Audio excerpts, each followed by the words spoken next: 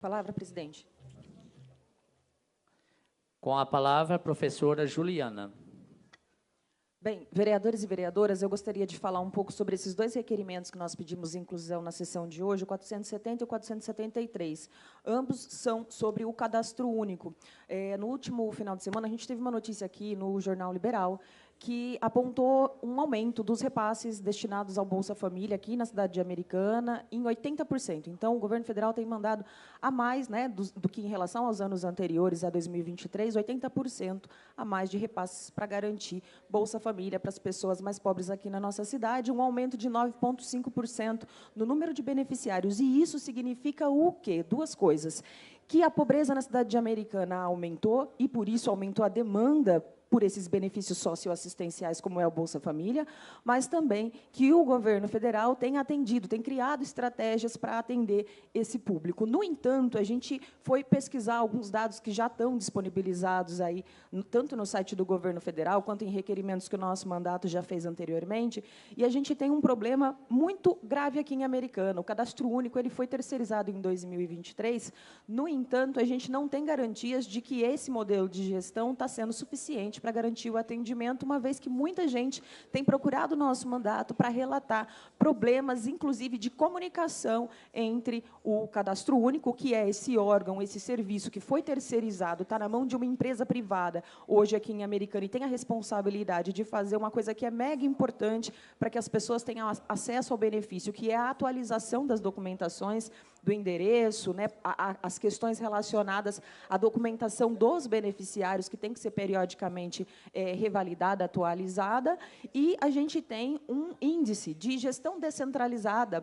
Esse índice, que ele é municipal, ele é medido pelo governo federal a partir de alguns elementos, né? E quais são esses elementos? A taxa de atualização cadastral, que foi isso que eu falei que é mega importante, e essa taxa de atualização ela tem a ver com as condicionalidades. Então, para uma família receber Bolsa Família hoje, ela precisa manter as crianças atendidas na UBS, com vacinação em dia, com estado nutricional, sendo acompanhado pelo profissional de saúde. A mulher que está gestante, ela precisa fazer o pré-natal. Isso vai garantir para ela acesso a esse benefício.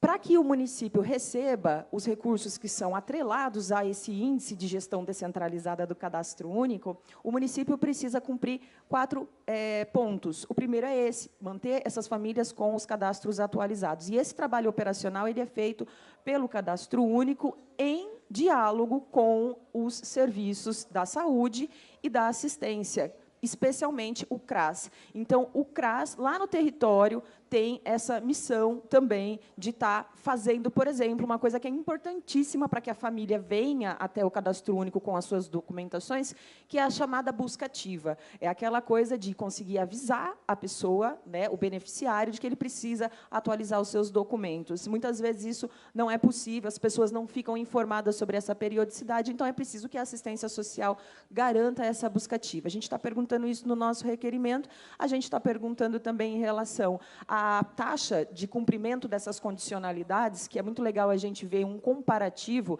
a taxa de Americana, e agora eu preciso olhar no papel, porque a gente vai falar de taxas, né? A gente tem aqui, ó, a taxa de acompanhamento, atualização cadastral geral, né, do município de Americana, é 81%. A mesma taxa de atualização cadastral a nível nacional, ela está num percentual de 86%, ou seja, a Americana está com uma taxa de atualização cadastral abaixo da média nacional. Quando a gente vai olhar a questão da atualização relacionada à condicionalidade da saúde, que é aquele lance da vacina, do pré-natal, do estado nutricional da criança, essa taxa, aqui na cidade, ela é de 60%. E, a nível nacional, 78%. Então, nós também, na saúde, a gente está abaixo da média nacional. E, quando o fator é justamente a questão das condicionalidades relacionadas a toda a parte de documentação que cabe ao cadastro único, a gente também tem uma deficiência. Essa deficiência ela tem sido trazida pelos munícipes, vereadores. As pessoas têm procurado a gente porque elas fazem a atualização cadastral e há uma demora no envio dos dados e, principalmente, uma demora e uma ausência, em muitos casos, de comunicação com o próprio beneficiário. Então, as pessoas já têm essa angústia de saber se vão ser atendidas, essa angústia ela fica muito maior. Isso atrapalha muito mais a dinâmica, a organização, inclusive orçamentária dessas famílias. E a gente tem aqui, gente, esses dados eles são muito importantes, porque a gente precisa entender que esse recurso, que ele é atrelado ao índice de gestão descentralizada, esse recurso ele vem para o município, quanto mais o município consegue demonstrar que está fazendo uma boa gestão do cadastro único. O índice de Americana, então, nesse caso, a gente está perguntando para ter uma média histórica. A gente quer entender como que está essa média, esse índice na média aí entre 2021 e 2024, até para a gente conseguir ter um comparativo antes e depois da terceirização do cadastro único. A Americana hoje ela recebe do Fundo Nacional da Assistência Social, ela recebeu no último mês, o último repasse foi justamente de R$ 24.000. A Americana poderia receber R$ 28.812 se esse índice tivesse um pouco melhor, se esse índice tivesse demonstrando que existe, de fato, várias estratégias para aperfeiçoar essa gestão dos benefícios socioassistenciais que é feita com o cadastro único. O que a gente quer dizer com isso? Essas famílias aqui em Americana, essas famílias que passaram a estar numa situação de vulnerabilidade, famílias pobres, famílias que têm questões relacionadas à segurança alimentar, elas acabam ficando descobertas em função dessa ineficiência em relação à gestão descentralizada, a esse índice, a esse manejo de informações e de demandas relacionadas a esses benefícios socioassistenciais. O que é importante é dizer, a gente tem aqui em Americana, os últimos dados relacionados a índice de desenvolvimento humano, por exemplo, eles são lá de 2010. E muitos meios de informação, a gente mesmo, acho que em sala de aula, a gente acaba se referindo ao Índice de Desenvolvimento Humano de Americana como um índice razoável perto do que é o índice em muitos municípios. O fato é que, de lá para cá, não teve atualização. É preciso rediscutir esse índice de desenvolvimento humano, que é formulado pela Organização das Nações Unidas, e parar um pouco com essa mistificação de que em Americana não tem pessoa passando fome, de que em Americana não tem famílias que vivem em situação de pobreza e extrema pobreza. Hoje são 17 mil famílias. A gente tem uma porcentagem muito significativa da população vivendo essa situação dramática, que é a ausência a coisas muito elementares, direitos sociais, a alimentação, o direito à saúde, à educação, à assistência. Então, tudo isso é muito importante e tudo isso está sob o guarda-chuva aí do cadastro único.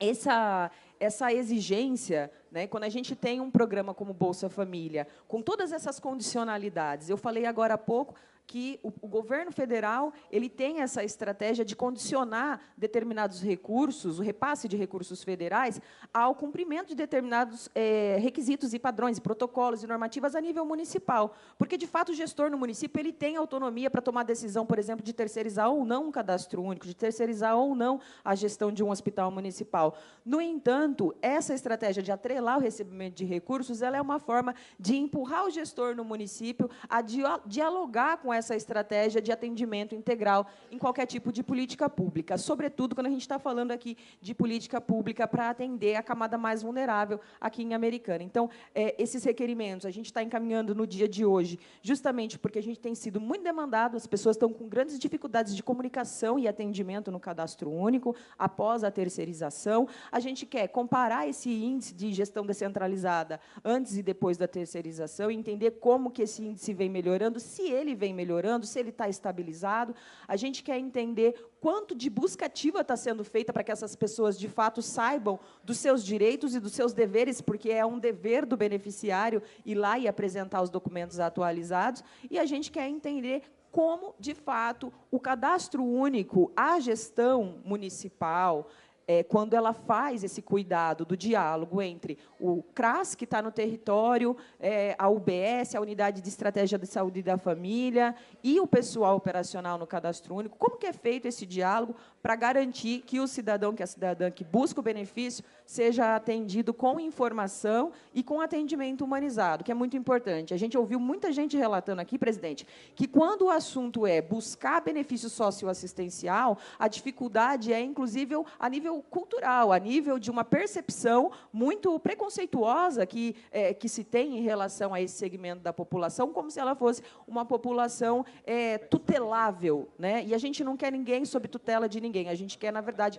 emancipar, dar autonomia para as pessoas. Inclusive, no nosso requerimento, a gente cobra o que a Prefeitura de Americana está fazendo no sentido de conscientizar, informar, esclarecer, comunicar às pessoas a respeito do funcionamento, da dinâmica do cadastro único, especialmente relacionada a esse tipo de benefício que é o programa Bolsa Família, que, como eu disse no início da minha fala, foi aumentado o recurso repassado pelo governo federal para a nossa cidade, mas o nosso índice de gestão descentralizada, o recurso relacionado a esse índice de gestão descentralizada ainda está abaixo do que poderia ser caso a gente tivesse gestão eficiente e comprometida, de verdade, com o combate à pobreza no nosso município. Obrigada, presidente.